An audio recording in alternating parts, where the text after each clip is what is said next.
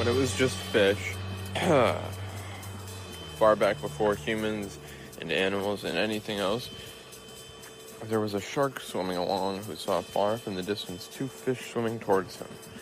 The shark wasn't hungry, and so he hoped to kick it with them. They got closer and closer and then stopped for just a moment before darting off into the distance. If only they knew I wasn't hungry. Then I could have kicked it with them, he thought. And with that thought sparked an evolutionary trait. The shark got the ability to sing what we today would call Sade's Lover's Rock. So one day the shark was swimming and not hungry, and saw a group of fish headed his way and began singing. After some considering, the fish altogether agreed that nothing so beautiful could want to eat them. So they swam to him, and he told them how the length of the music is the amount of time before he's hungry again. So he sang, and they all kicked it. And towards the end of what we now call Only Love Gets You Through, the fish said bye and swam away. So the shark started kicking it with all sorts of fish, and it was a really beautiful thing. This situation inspired the thought of some other sharks, and that sparked their evolution, and they began singing too. The shark had children, and they sang, and on that went with sharks. The shark's great situation began inspiring the thought in other predators too, which of course, as this is how evolution works, sparked their own evolutionary traits to let their prey know that they weren't hungry. When the other predators' traits took form, they were different forms of what we now may or may not rightfully or wrongfully call expression or art or some other word. The eels drew calligraphy, and the pufferfish performed dramas, and so on. The jellyfish still just glowed. As the expressions grew more popular, some sharks decided to sing during a pufferfish drama, and this was really beautiful, and it marked the new age in which species and expressions were not confined to each other. So some sharks acted, some stingray sang, some swordfish were performing ballet, and the jellyfish still just glowed. So this was now the age in which predators' choice of expression came from their essence rather than their species. That's a freaking... This thing the predators had thought, it all came from the same place, which was function. So even though many less predatory fish were thinking hard about wanting to be able to express themselves, no evolution was sparked. But still they were happy, and C was happy, because at least they got to be surrounded by these expressions. And then the frickin' day came in which a Dumbo octopus was without the trait it needed. You see, this Dumbo octopus really liked this other octopus, and she liked him too, but then she was over it and over him and their relationship. He resigned himself to his own giant and seemingly endless corner of darkness, and thought to himself something we may or may not rightfully or wrongfully translate into, if only I could show her my capacity to see her beauty that could reflect her eyes of beauty in myself, and then maybe she will like me again. And because his fondness of this girl was so great that he actually, truly, honestly needed her, the evolutionary trait was sparked that gave him a way to emit sounds. So with this, he floated in his darkness, trying to figure out how to make the order of the sound in a way that was more than just an uncompromising portrait, but a way where the sounds themselves became her. So on it went for years and years, and while he was so scared she found someone else, he knew that even without her, if he could arrange these sounds to inspire out of nothing her essence, he would be with her again. I honestly don't know what happened with that, but some fish a little above the midnight zone heard the notes and saw the octopus and knew he was not a predator, and so rightfully came to the conclusion that the evolutionary thought could be sparked by other necessities as well. And so this became very popular and spread throughout the sea. The evolution reasons became inconsequential. All fish were now expressing.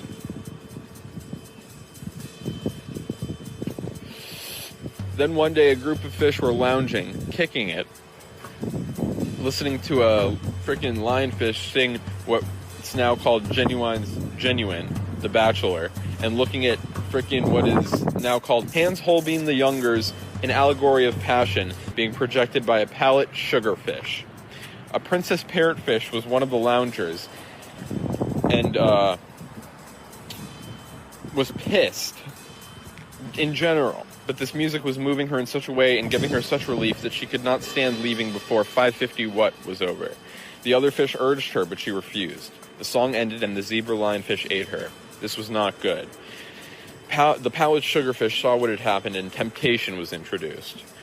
For this pallid sugarfish realized she could just start painting when she was hungry. This was a very bad thing. But how beautiful. The pallid sugarfish did not give in to this temptation.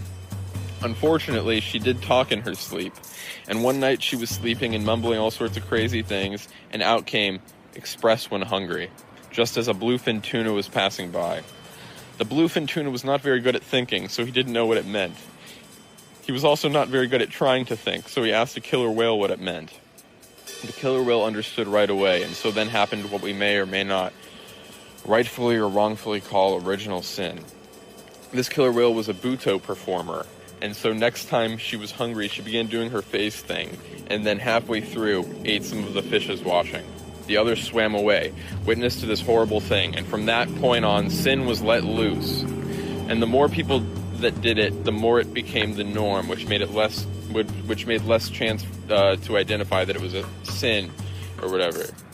So the expressions were nonstop now, and the ocean became this place where all the fish were in a never-ending, exploding blanket thing of glass and dance and drama and song and canvas and all of that, freaking all the shit. And under and inside and through the folds of all of it, these same fishes that were responsible for all this expression were trying to eat each other. As the traits became more and more pointless during this time, the fish became more and more desperate to create things so enticing that the other fish could not help but get nearer to it, even knowing what would happen if they did. And so this brought very potent and seductive things that were less expressions or frickin' whatever you want to frickin' call it, than they were just traps all around. And the potency began dulling them out. Duller now, and soon nothing worked. The traits had no function, and so died out at the next generation of fish. But once, so very long after all of this, I was swimming in a really deep and empty area of the ocean, and for a moment, from off in the distance, I may or may not have heard,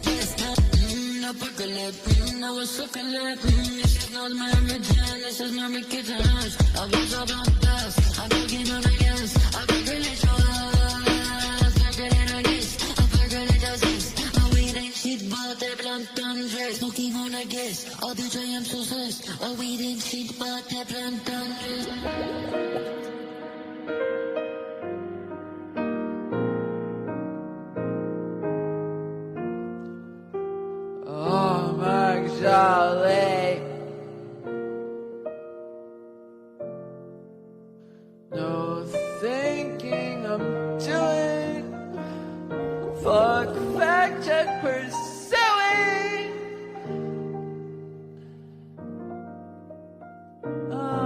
Actually blooming.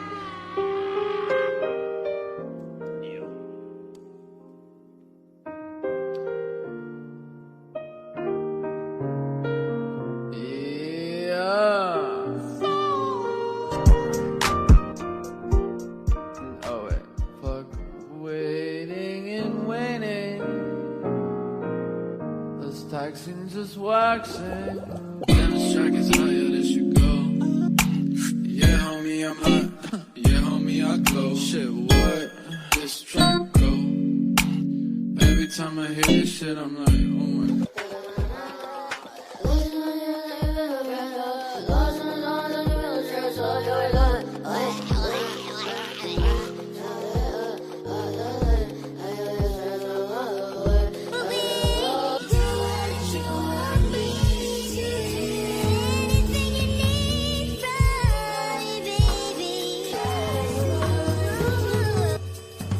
I love you, can't get it, I'm grounded, fuck that shit. I wish upon a star to let codeine pops with you. So she turns into a dragonfly, and she flies to her crew. And they're like, oh shit, you're gleaming, you're glowing, you're beaming. Shit, you're so pretty, fool. And she's like, A 15-year-old boy, sweaty, breathing heavy in his bed. Music still playing and the night is shining in through the windows. He walks downstairs to his 17-year-old red-haired sister who's wearing her mom's white and blue 1987 Joni Mitchell Tour t-shirt sitting at the coffee table, and his 42-year-old blonde-haired mom who is psychotically high cooking organic Alexia French fries. He slaps the used condom onto his sister's face as he walks past her and goes and sits in the chair nearest the front door. The father is praying outside the front door.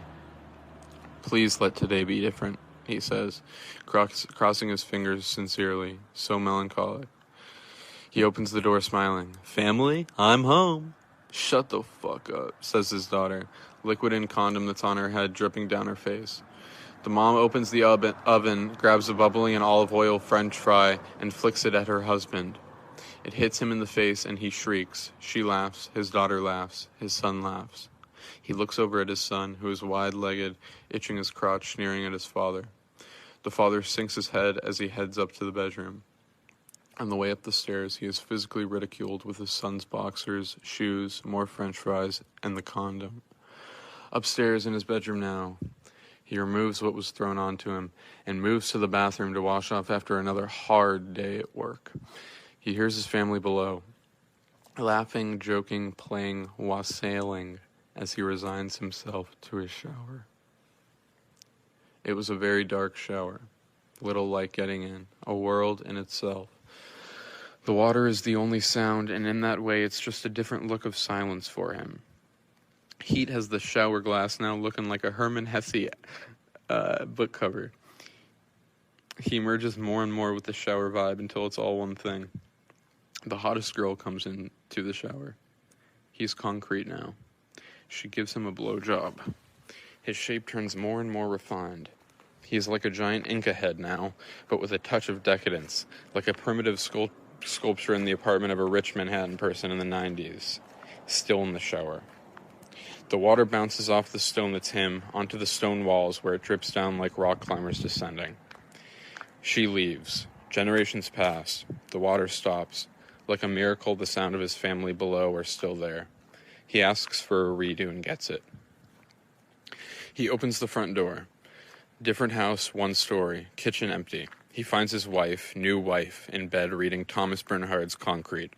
The bedroom is lit up. He climbs into bed and goes deep under the covers beside his wife's thighs. He's so deep. Endless folds. Sifting now, trying to find an end to it. There it is. He flips his body around and goes in feet first. Yosemite National Park, shrunken in shape to be a house. 72 virgins. One is his daughter, from what he remembers as his OG life. She doesn't remember and so swarms him with the other 71 virgins. He tries to finesse the situation to sexually embrace the 71 while keeping a watchful eye for his daughter's body parts, deflecting them when they get too close. Hours in, and he ends up inside of his daughter and cannot get himself to stop. Desperate reasoning that the redo means it's okay. A finale of quality inversely frickin' parallel to the level of nastiness of the situation. Then shame paralleled in the same way. So full of regret that he is quote-unquote zen. He runs off and free climbs midnight lightning to try to cleanse himself. He reaches the top. He looks out. Behold, man.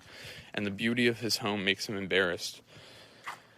And even more full of regret, thinking something like, if only this, but I hadn't done just that, or hadn't just done that. He asks and whispers in tongues for one more try. Iced coffee, 16 years old, popular. Flames of the menorah casting giant dramatic and passionate shadows of himself, his parents, and his 15-year-old girlfriend onto the wall made of freaking rocks, boulders, whatever. Fuck. He's teaching her how to say the prayer. Jewish blood feels different than Gentile blood from under his breath. Oh, jeez. His parents give him his gift, which is a plane ticket to Egypt. He gives his girlfriend her gift, which is also a plane ticket to Egypt. He takes his girlfriend to Las Casuelas. He drinks 3 margaritas, trying to squeeze all the agave he can out of life while he still can, and he ends up too drunk. Roadhead from his girlfriend driving her home. Another conflict because he is mentally in his older years and she's 15. Fireworks that never fall. He drops his girlfriend off. Drunk driving home, he opens the window and is attacked by the most beautiful air to ever exist, which is hot Coachella Valley 92.7 summer nights air. He looks to the mountains and is so stirred up with butterflies, and everything is so, if only not drunk. He hates everything. One more is asked for and is denied, and he parks in a parking lot and feels so trapped in his drunkenness. It's like claustrophobic and fucked, and so he removes his soul and blows it away into the mountains. He's with the rocks now, sober as a soul. He's part of the beauty now. He is the beauty. He finally gets it. He's still in the shower. He shuts it off and hears his family. He has no clue how to respond. He gets into bed and hides under the covers and stays spineless for the rest of his stupid fucking life. Rude boy DJ Cock Nitro radiating your brainwaves with a new 5G mix. This DJ using Windows XP Vista Office 2003. We just try not to speak. In his paterna gloria, in his triumphant filius, in his voluntas spiritus.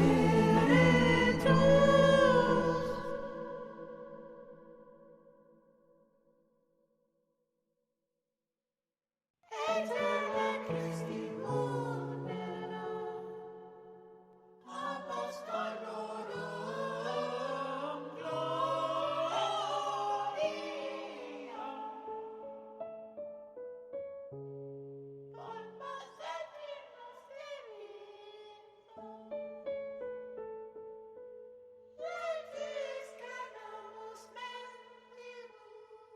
I do that stupid shit.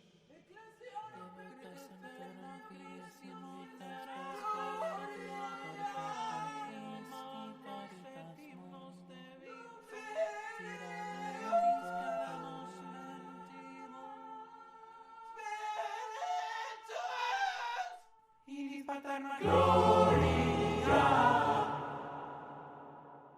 in his triumphant filius, in his voluntas spiritus, que el hombre pleno odio,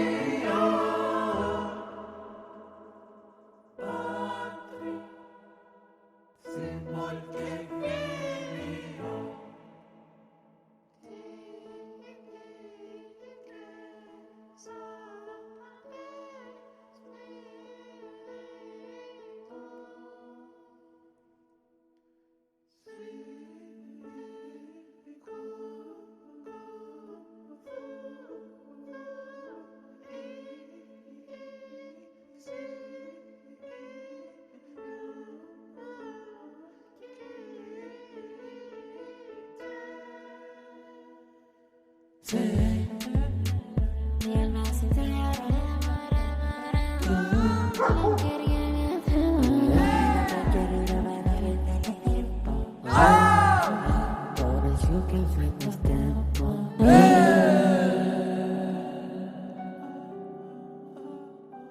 In my heart, but I'm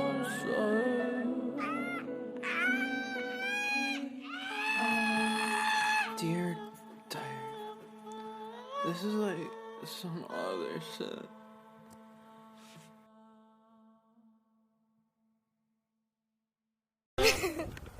My life is like a love far away calling out to me, a love I've never seen. But I hear she's sending for me through the fabrics while I get railed in the butt by the by the air of evil. I close my eyes and grip the bed like it's the edge of you I've finally found.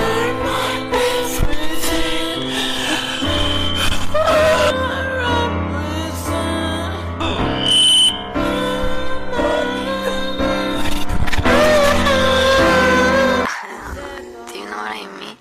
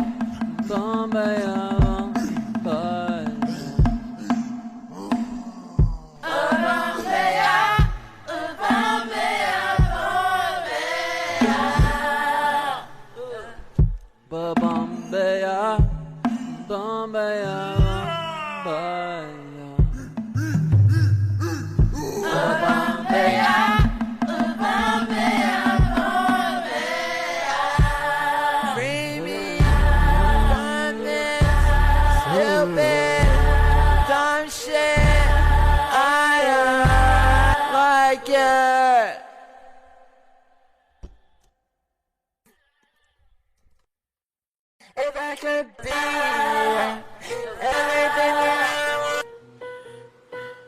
I don't wanna do that anymore.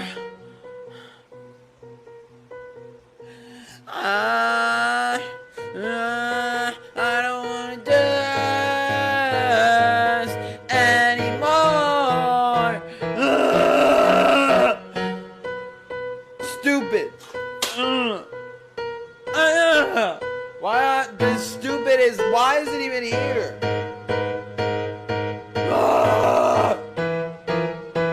I don't want to do this anymore.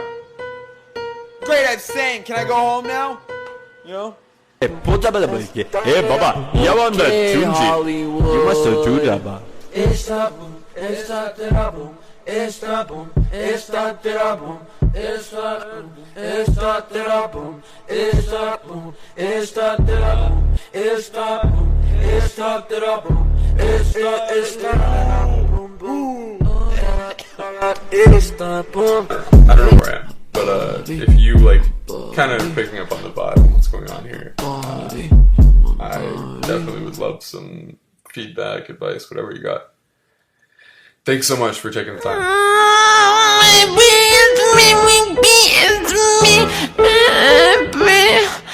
Only able, only one life. Can I be myself like rich now?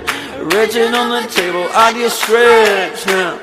Fuck 'em while you're able, don't let down. On and on, baby, like good goddamn, good goddamn. Give me more, come on. Come on. Give it to me. Why is Lexi great and Parker bad? Why am I the biggest disappointment to my dad? Why is Sam so happy? Why is Spencer such an asshole? Why am I so sad? Why am I so scared? Why am I so scared? Why am I so scared? Why am I so scared? Why am I such a fuck up? Why am I so fucked up when I try not to be a fuck up?